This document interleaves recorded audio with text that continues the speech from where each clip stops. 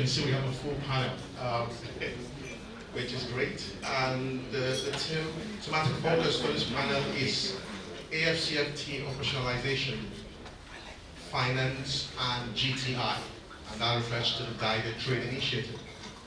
I have an esteemed panel of speakers, and I would allow them to do a quick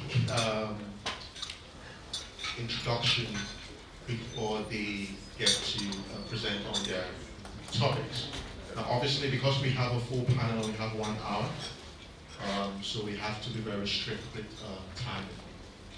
So would it be okay to do 10 minutes? So that gives room to good questions and as well as feedback.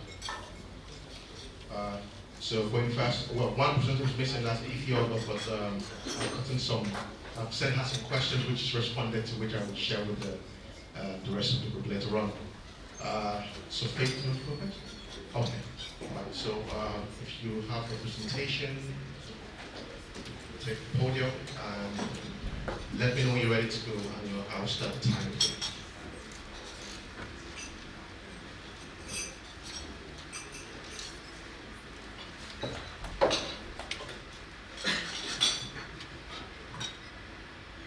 Good. Is it afternoon or is it morning? It's still morning. Good morning, everyone. My name is Faith. I am a trade and investment lawyer. I'm also a practicing lawyer in Kenya, awaiting admission to the bar. I'd like to thank the organizers, of course, and our chair for an opportunity to present this conference. And since I have 10 minutes, I won't dwell on the niceties. I'll jump straight into my paper. So my paper is on the Guided Trade Initiative, which I propose that it should be a tool to accelerate the implementation of the African Continental Free Trade Area. And my presentation is broken down into 3 parts. I'll take the background, which I'll talk about a very brief introduction of what the Guided Trade Initiative is, and then I'll talk about the flexible integration models towards implementation of the African Continental Free Trade Area, and then I'll talk about the challenges and recommendations that have come forth as a result of GTI's Phase 1 trading. So a brief background on what the GTI is about. So coming from a point where we're saying the African Continental Free Trade Area is not fully operationalizing, right?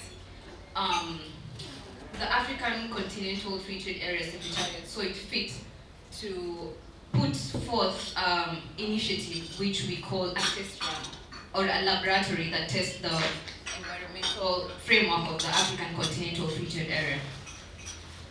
Apparently, Wamukele Mene, he calls the GTI a solution-based approach, which really is a matter of putting the African Continental Free Trade Area to a test. So simply put, this is what I'm going to say. The GTI tries to see whether, when the AfCFTA becomes fully operational, is this something that we have hope in, or we just, playing around with theory? So I have 4 benefits of the Guided Trade Initiative, which were put forth during the announcement on the commencement and the launch of the Guided Trade Initiative. So, like I said, the Guided Trade Initiative was set to test the environmental, legal, and trade policy basis for trade under the AfCFTA. Number 2, to demonstrate that AfCFTA is fully functional. Number 3, to send a political message, a very important political message to all the African Continental Free Trade Area countries that were yet to submit their provisional schedules of tariff concessions to do so. And lastly, to give hope to the continent that trading under the AfCFTA is achievable. So at the beginning of commencement of the Guided Trade Initiative, there were 8 participating countries, 7 initially, but Tunisia joined later, making it 8, and they came from 5 regions in Africa. So on Phase 1 of GTI's trading, there were a number of products that were selected for trading within the first GTI 8 countries. And the products are as follows. We have tea, we have coffee, we have all of that. And the AfCFTA Secretariat decided that it was going to offer support to these 8 countries when they were going to trade. So this involved granting them certificates of origin, monitoring trade procedures, helping them in their calculations of tariffs and all that. And this was happening during the first trading of GTI. Thirdly, we had PAPS, which is the Pan-African Payment Settlement Systems, which is a centralized financial market infrastructure. The role of this was to enable efficient flow of money across, cross-border transactions. And the AfCFTA Secretariat released a report on the first phase of GTI's trading. And the report mentioned that in as much as GTI's phase 1 was going to confine itself to the first 5 regions in the 8 countries, there was a lot of interest in countries wanting to be part of the GTI. And it expanded from 8 countries to 35 countries in 6 regions, including the island states. Secondly, there was an expanded list of tradable products. So countries did not really confine themselves to the 96 products that were initially set for trading. There was an expanded list of tradable products. And the products are as follows. Thirdly, most importantly, like I mentioned, GTI had an objective to, send this political message to countries and tell them, hey guys, you know what? FCFT is actually working. So how did that happen? Even before the end of the first phase of GTI, 29 countries had already expressed interest to join GTI. And how did they do this? By submitting provisional schedules of tariff concessions. And lastly, which is very important, the report spoke about tariff quantification and adjustment fund of the AfCFTA. So if you know what schedules of tariff concessions mean, it means that countries are going to waive some tariffs, not really reduce the tariffs to 0 on these products. They're going to waive, and this affects potential revenue of a country. So AfCFTA, in collaboration with the AfIELN Bank, is undertaking a study that will probably work in 2024, probably at the end of GTI's phase 2 trading, to show how countries can maximize the adjustment fund and resolve problems where countries are saying that, due to waiving tariff on some products, we've lost revenue. So that is an ongoing study by AfIELN Bank and the AfCFTA Secretariat. So on phase 2 of GTI's trading, I already spoke about the expanded list on products and have talked about GTI phase 2 moving from 8 countries to 31. To save the time, I'll just speak about the recently acceded to Nigeria's to trade under the GTI. And that has been majorly spoken by a lot of international trade law enthusiasts. So there is South Africa and Nigeria who have started trading under the GTI. Zimbabwe, on the other hand, has provided an already complete to final provisional schedules of tariff concession. So this means that Zimbabwe has already provided a list of products that are willing to trade under the AfCFTA's GTI with the 31 countries who are already participating in the GTI. So this is a very interesting part, and most of my understanding on flexibility and flexible integration approaches to implementing the AfCFTA are from the works of Professor James Gathie. And he says in one of his papers, he quotes Joseph Nye, and he says, African scholars who are studying integration should be keen to understand the politics of Africa and not just, move towards integrating, for example, the AfCFTA or any African trade regime without considering the politics, the economics, and the history of African countries. So this introduces the concept of GTI as a flexible integration approach to the AfCFTA. And Professor James Gathie says, I'm not sure I'm going to be able to use 2 minutes to finish this. But Professor James Gathie says that in Africa, flexibility is mostly welcomed or embraced by African trade regimes because they're not rule-bound, they're not restricted, they're not backed by sanctions. And AfCFTA GTIs takes the approach of multi-speed, which says that, you know what, there are countries that are ready to proceed with trading under the FCFTA. And 8 countries says, we are ready. And FCFTA allows for these countries to start trading. However, if you look at Article 5 of the African Continental Free Trade Agreement, it provides variable geometry, which is a very contradicting principle if you have to look at how variable geometry works compared to how multi-speed works.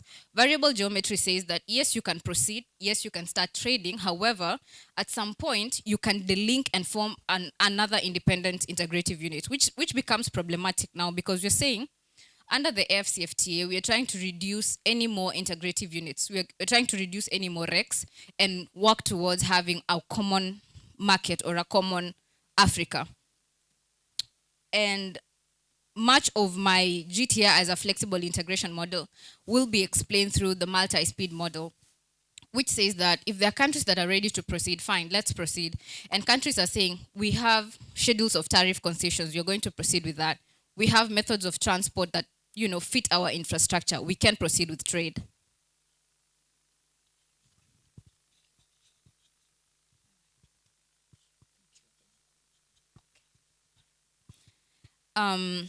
Most importantly, the multi-speed model allows for African countries that are ready to trade to test policies that are reconcilable with national objectives. So very much important, I will point out the free movement of people protocol. Kenya last year tried to put this protocol into play, but it was more politics than really practical theory. Because what they said is that African countries who are doing business can now move to Kenya without a visa. However, really, without a passport, and was it passport or visa? Visa.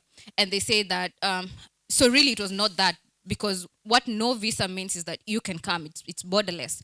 However, they introduced an electronic visa, which now makes the whole problem, which makes the whole process problematic. Most importantly about multi-speed and GTI taking the model of multi-speed in flexible integration is the development of key national institutions that have been used to expedite trade processes of GTI. And I will point out Kenya, Ghana, and Rwanda, who have national coordination offices in their countries. And these coordination offices typically assist in the implementation of FCFTA's policies. And some of these countries actually have like trade attaches in other countries. So Kenya has a trade attaché in Ghana. And this trade attaché helps them in understanding the processes of the GTI or the market-based interest in Ghana. So finally, I will talk about the most important challenge and lesson, or rather recommendation, that was put forth by Conrad Institution in collaboration with the United Nations Economic Commission. And they said that among the challenges that they noticed in the implementation of the African Continental Free Trade Area through the GTI in phase 1 of their trading was the lack of balance between business and human rights. And it's quite hard to delink human rights from business, because in a society or an environment where there is lack of respect for human rights, there are situations of banditry, there are situations of surges of coup d'etat, for example, it becomes problematic really to have trade or any economic development in that case.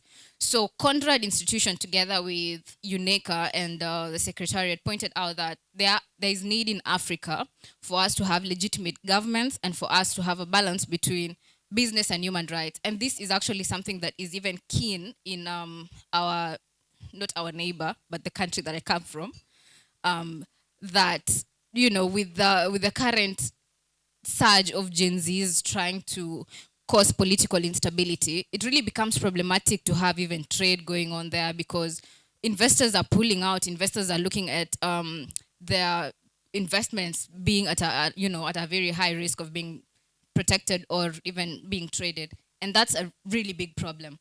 The rest, some of the challenges which I would have taken time to talk about them, but due to the restrictions of time, that is all we have. Thank you so much. Thank you, Faith. Yes. So we have a joint presentation. Next.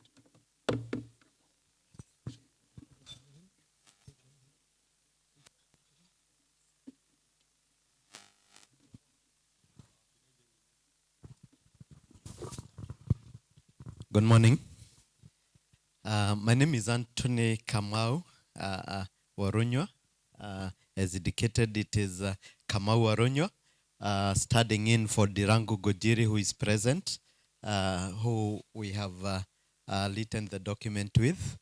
And for a start, I would say that AFC FTA team, one of the action plans in 2024 is to have to increase the investment levels globally by bringing in businesses into the continent.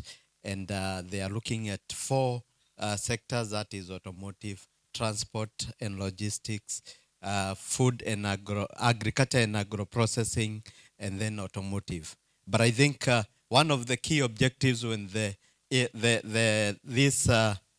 this group was being formed was to increase mobility among the African countries, that is the inter-African trade. So basically this is not a paper. We did we are in the process of, we have submitted a chapter, a book chapter in a project that is being undertaken by University of Namibia, School of Law, to see how we can reset, we can have we can go back to the basics. One of the 5 protocols is Pan-African Payment and Settlement Systems, which is PAPS, and it talks about the infrastructure.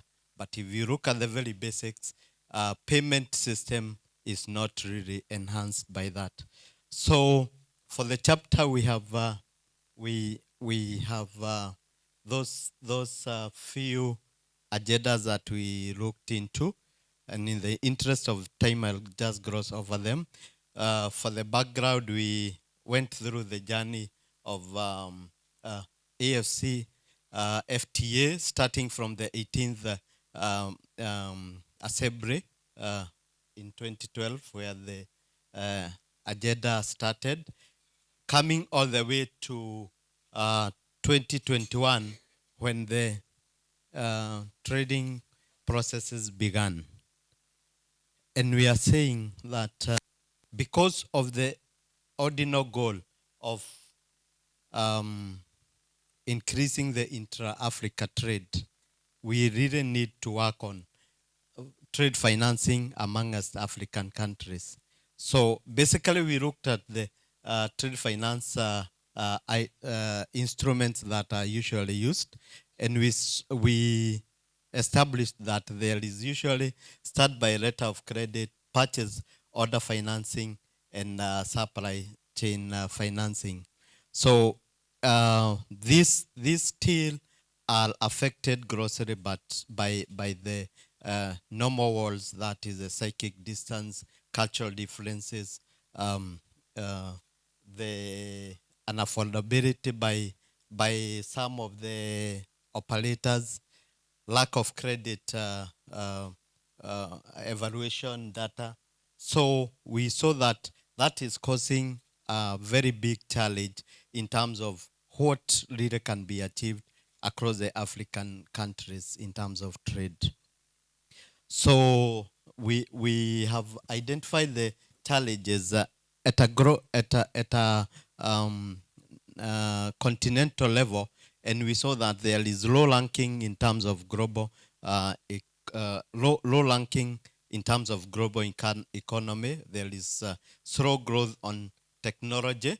Then there is high poverty levels in the continent, and also there's a low value-based or rather in terms of what we trade in is mainly raw material, not process. And then at the farm level, we saw that trade finance has been challenged, especially due to limitation of collateral and also lack of credit financing evaluation data. So looking at AFC FTA, I think there is that which the government or countries can do to elevate this situation. And we are saying some of them would require policy formulation to enable farms trading in those countries to be able to to apply the policies in furtherance of trade financing. So one of the argument we had is that at the AFC FTA, there are solution and initiatives which can be undertaken to aid intra-African trade, and that is basically what we were looking at in terms of lowering the cost of conducting the trade through harmonization. Yesterday's keynote speaker said we should be working with approximation, not harmonization. So we took that in stride. So I think I will add there, but just before I add, I want to say that there are quite some emerging issues which again can be utilized, and one of them is technology. We are seeing there is a distributed ledger and blockchain technology which is used, and this will break the barrier of mistrust among the traders, and by so probably improve in terms of the movement of goods and services across the countries. I think I will add there in the interest of time.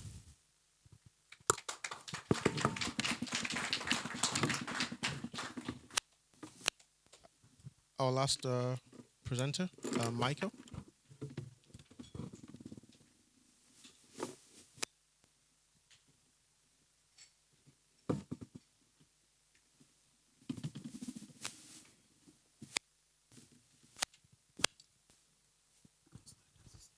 Good morning, ladies and gentlemen.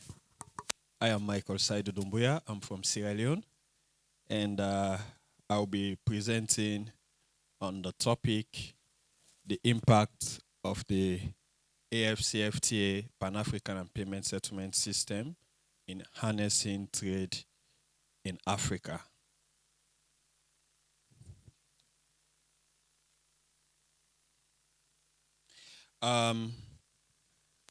For short, I will be referring to it as PAPS instead of calling the full name Pan-African Payment and Settlement System.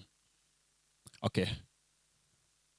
Now, in 2021, the AfCFTA Secretariat and the Africa Export and Import Bank launched the PAPS, and its main aim was to enhance intra-African trade and promote the use of local currency.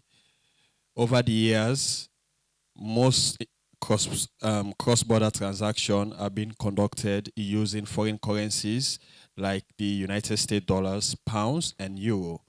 So this was a move or an initiative that was introduced in order to minimize that and promote the use of local currencies in Africa. As we all know, there have been numerous traditional payment methods over the years, such as checks and letters of credit and the likes. All of these existing payment systems are shrouded with numerous challenges as well. And the PAPS was introduced in order to minimize some of these challenges that have been in existence over the years. And one of these challenges is delay in payments. So how does the PAPS work? PAPS operates through its participants, which are normally central banks. Initially, there were 6 central banks, but the number grew to 13 over the years. And currently, we have Sierra Leone, Ghana, Zimbabwe, Nigeria, among others, who have subscribed to the PAPS. So if someone wants to send money or want to do cross-border transaction, the sender must authorize the participating bank or financial institution, who then would provide payment to the beneficiary.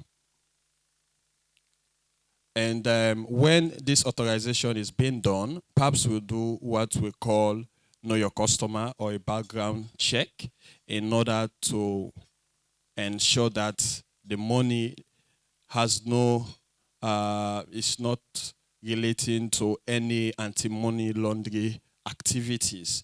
So they do a screening, and then as well they will do what they call a pre-fund account, whereby the receiver, that is the beneficiary, will be paid immediately in his own country. And as well, he will be paid in his or our local currency. So these are some of the services PAPS provide. One, it is accessible 24 hours, and also it facilitates real-time payment.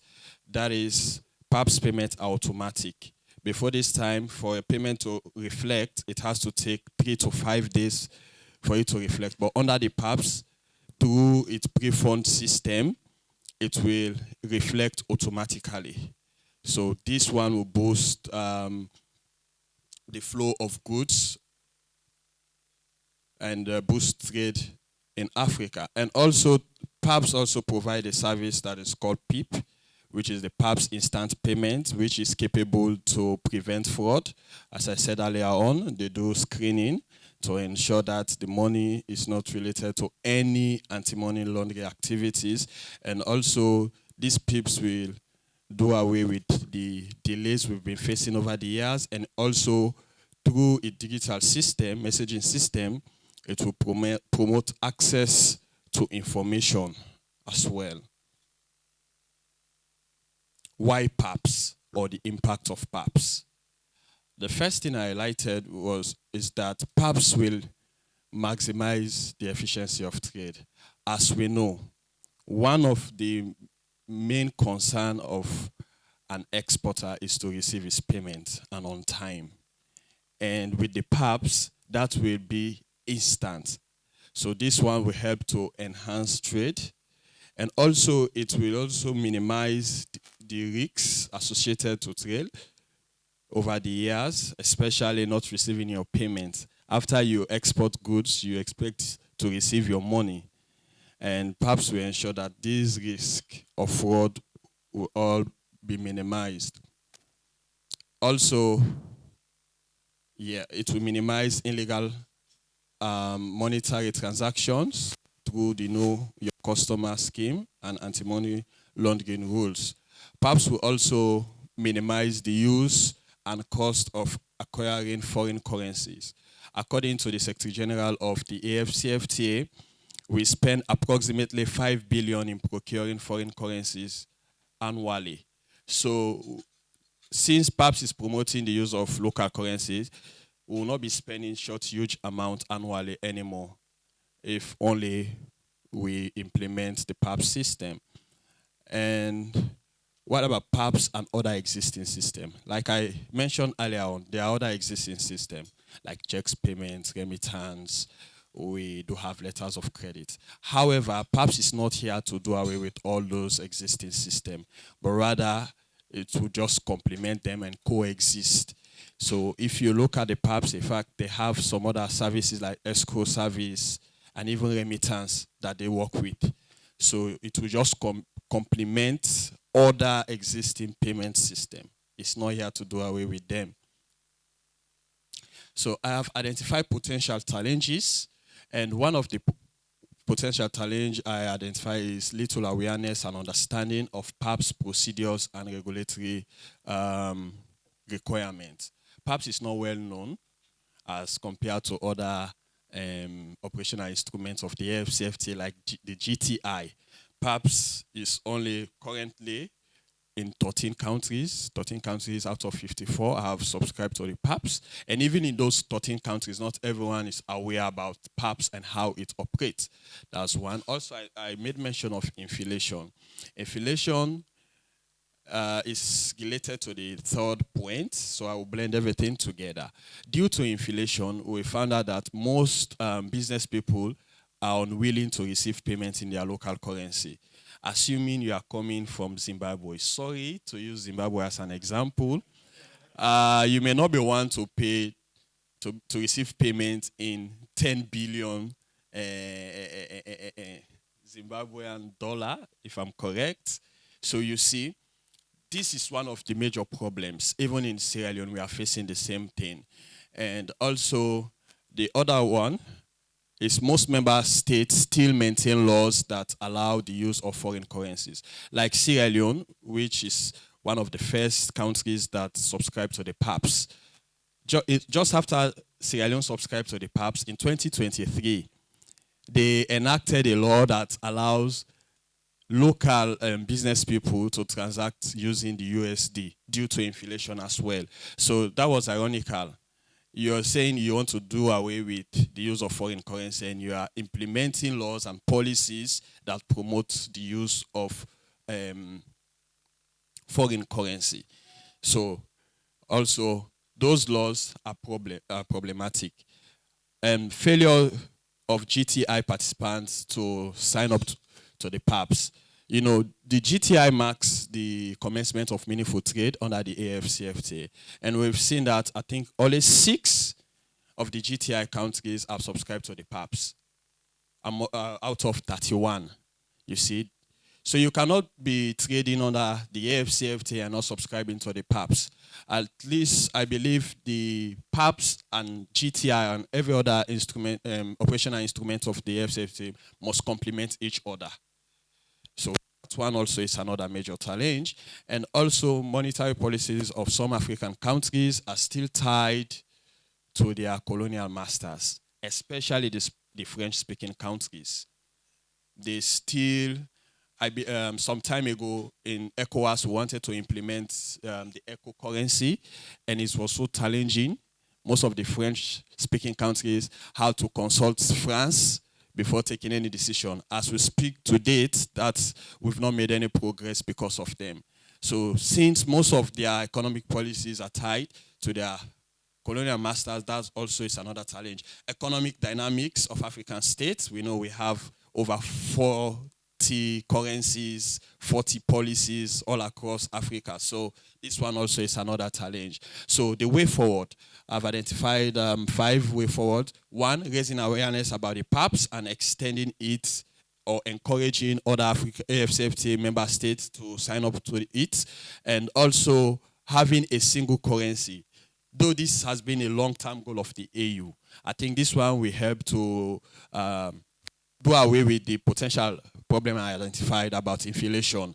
People love to, if we have a single currency, I believe we'll be able to control inflation in Africa. Also, extending PAPS to non-member states, short as bigger economies. I also advise that we should take PAPS not only within Africa, but outside Africa. Bigger economies like China.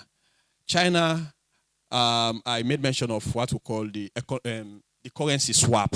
Some time ago, China proposed that to Nigeria. I believe if we extend that to places like China, Russia, and India, they may buy our idea, and since most Africans trade with these big economies regularly.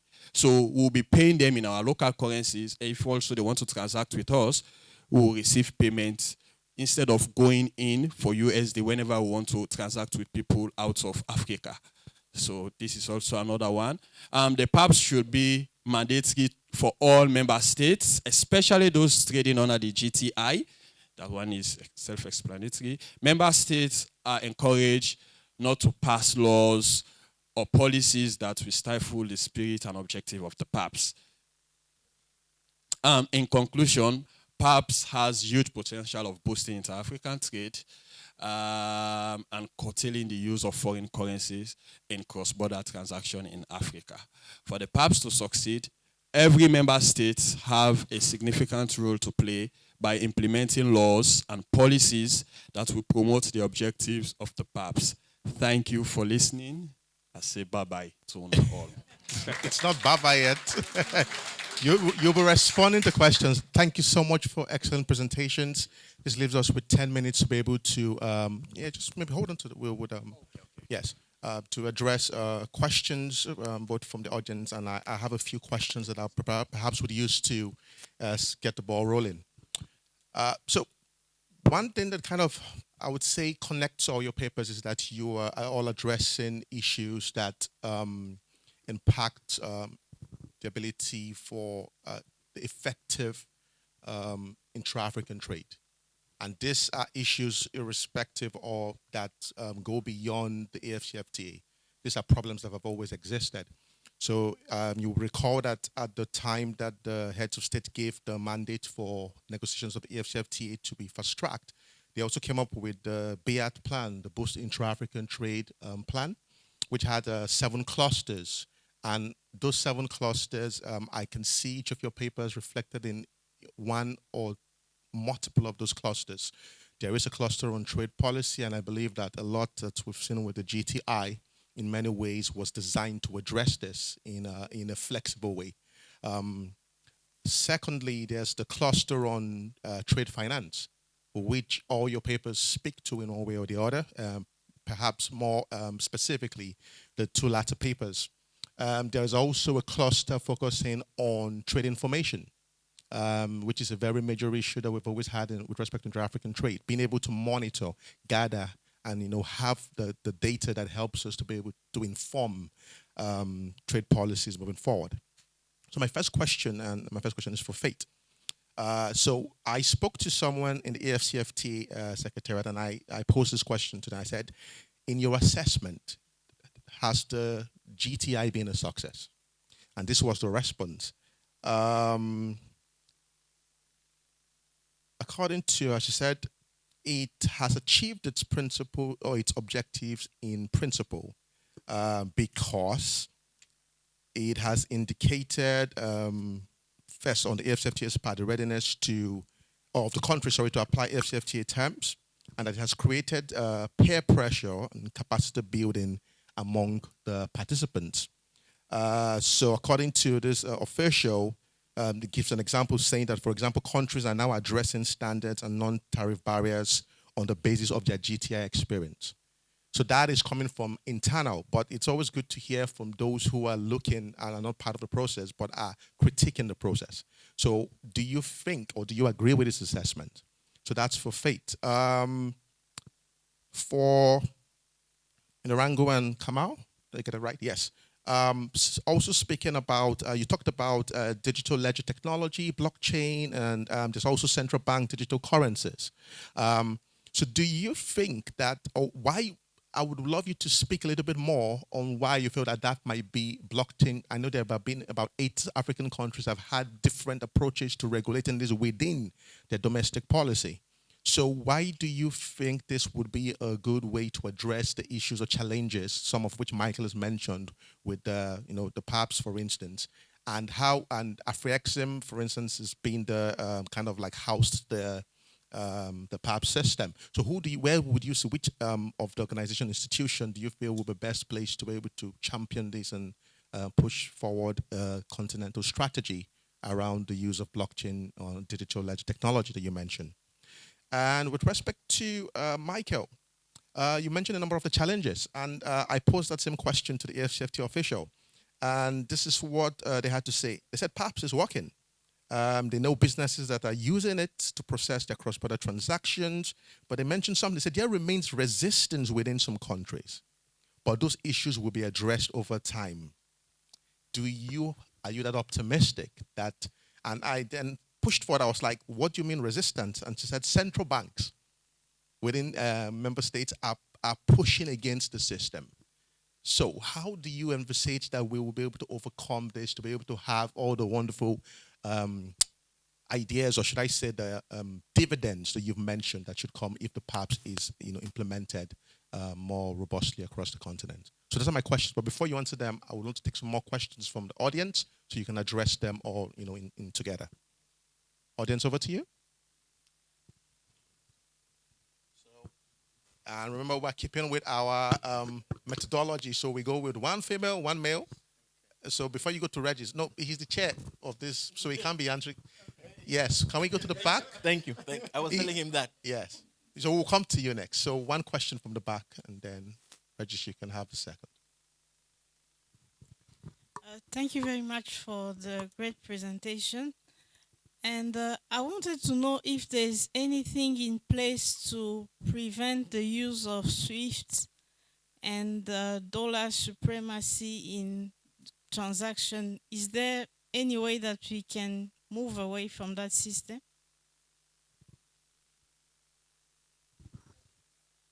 It's a very direct question.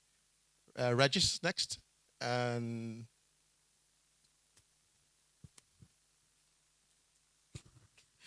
Thank you, Chair. I have a question for you, Faith. Do you, I mean, from a theoretical point of view, I think you can also frame the GTI from that angle, like I know you are tackling it from a practical point of view for now, and of course, it's important that we integrate and then we see how the law is in action. But also, from a theoretical point of view, from an academic point of view, you might want to address the GTI in a way that reflects the ways in which African countries actually implement international treaties. All right. You might want to argue around the fact that this is a possibility for African countries to also share to the world the ways in which they see the practice of international treaties and how they implement them, take into account their own realities, and how to tell the world that sometimes, even if you agree to a treaty, there might be a way to implement them as flexible integration, of course, but also there might be ways where you can frame the GTI as a, let's say, for treaty implementation. I don't know how the words don't come now, but you might want to, yeah. I think I get the question. Do you get it? Yes. Okay. All right. One more. Yes, Professor Gatby.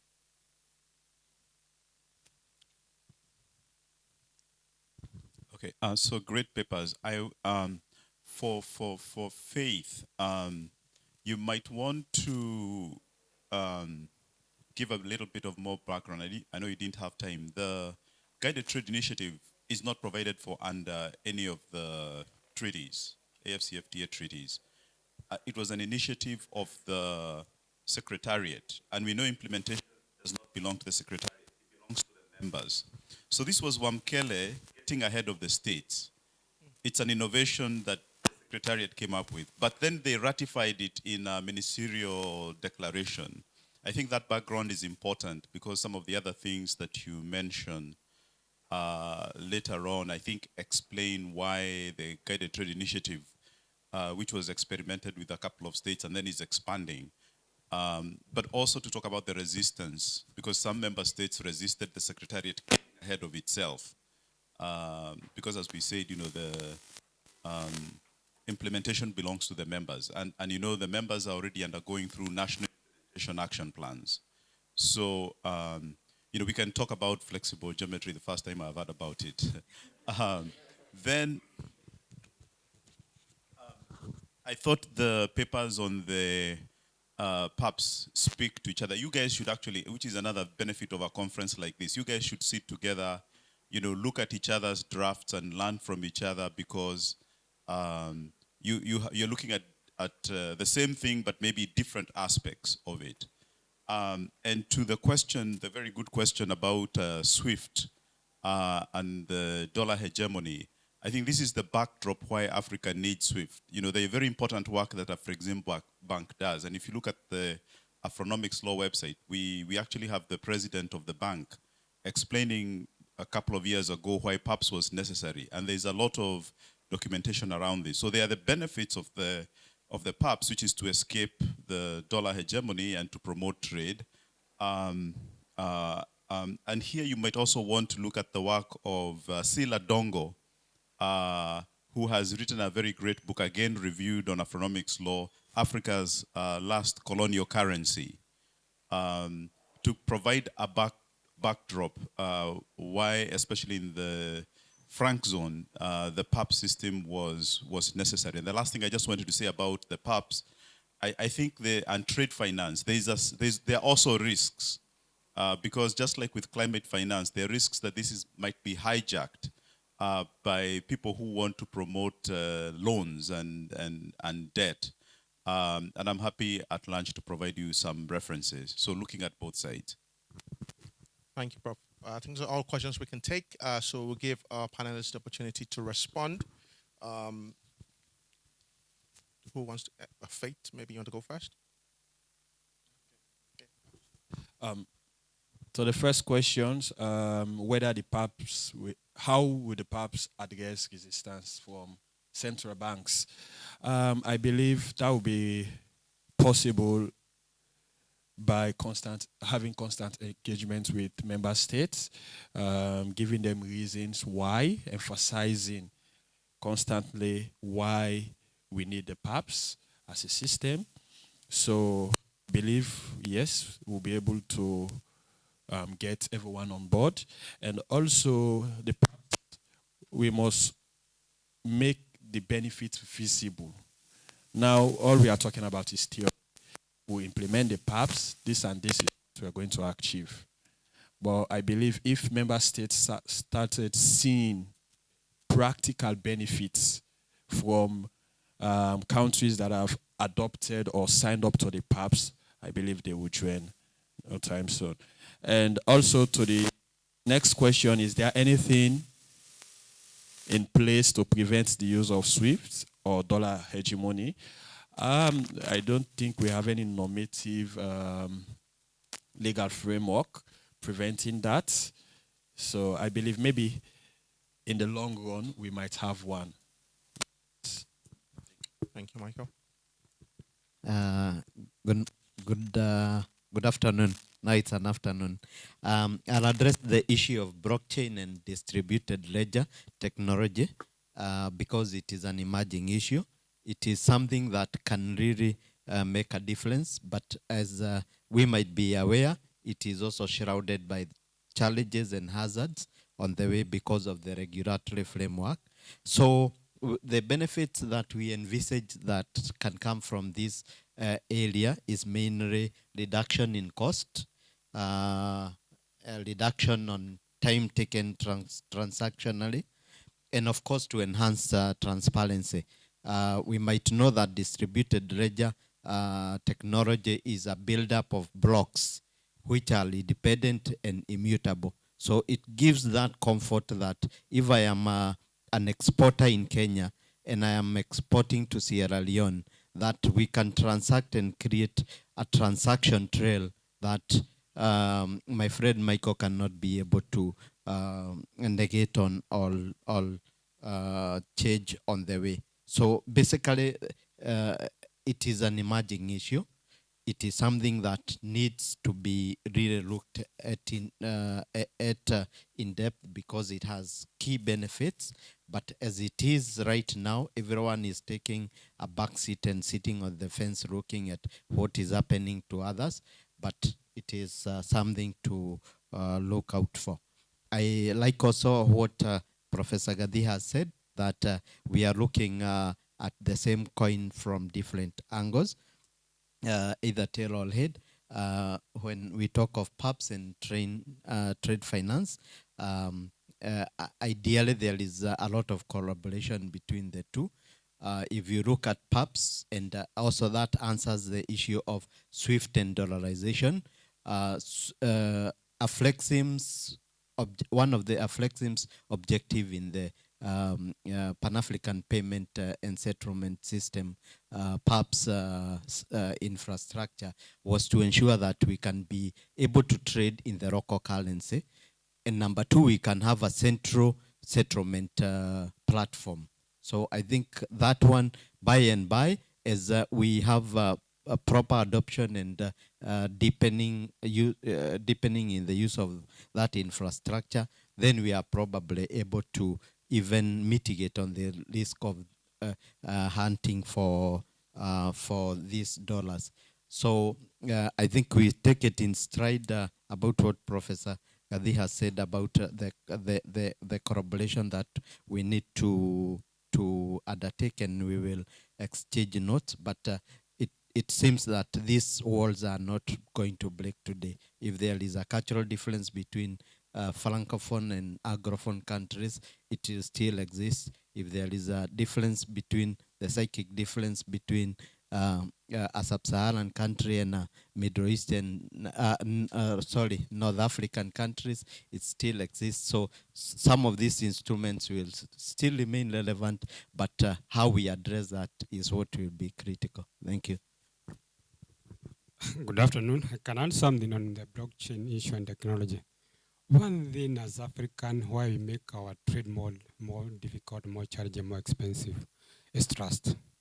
Among us as Africans, we don't trust trading among ourselves. That's why you see, as an African, I can go to China and import toothpick because I trust the Chinese more. I can go to Europe and America and import from them because they are able to create more trust with them. Than creating my fellow Tanzanian or fellow East African, we cannot trust each other. When I'm buying maize from Tanzania, from Kenya, I cannot trust a Tanzania that we're able to supply quality maize, good pricing. I don't have that trust.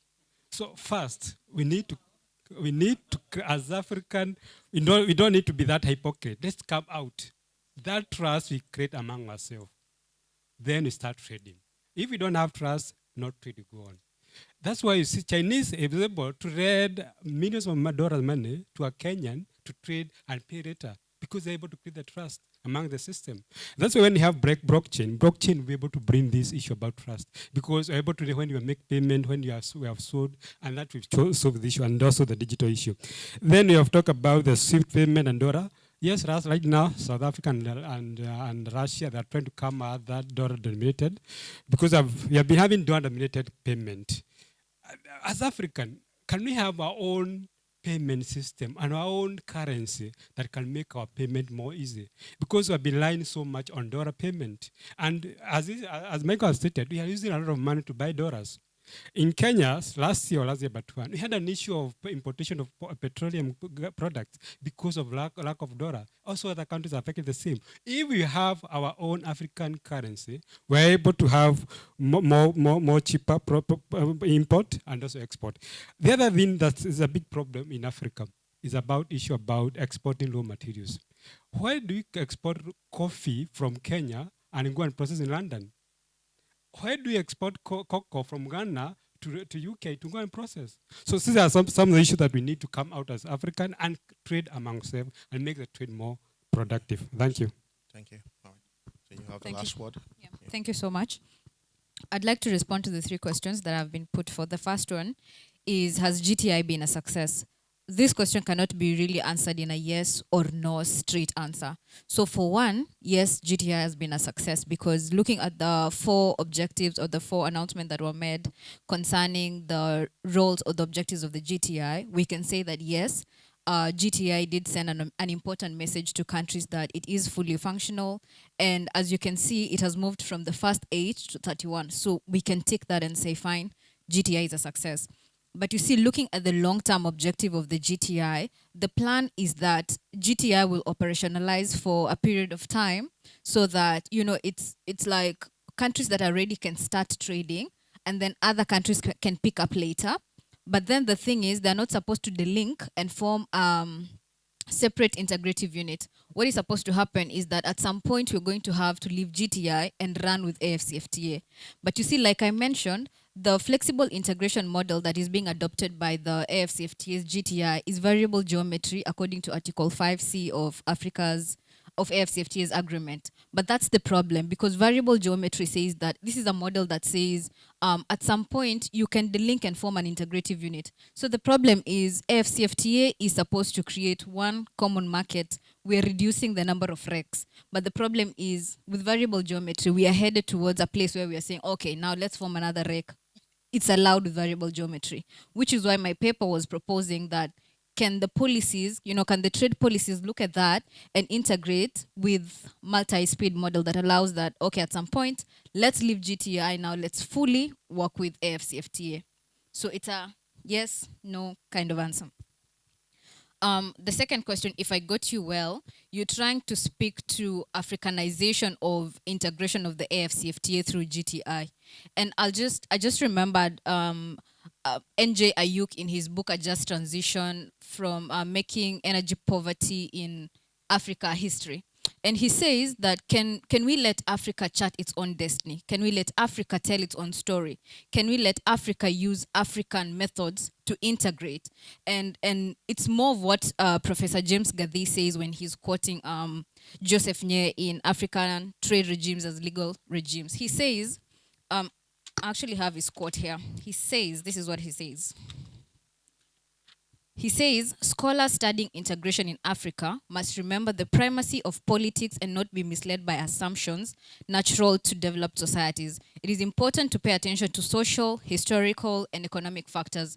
So much as we are saying that, can we compare AfCFTA and EU, for example? EU was integrated with multi-speed model.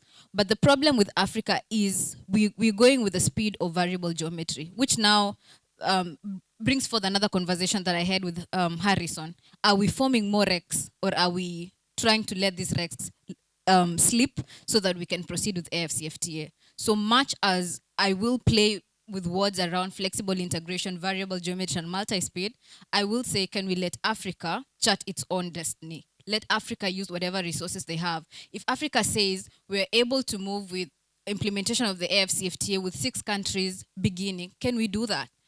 Let's not move with speed of wanting to let everything rest at first so that we can, quickly adopt the African Continental Free Trade Area. So I hope that really answers your question.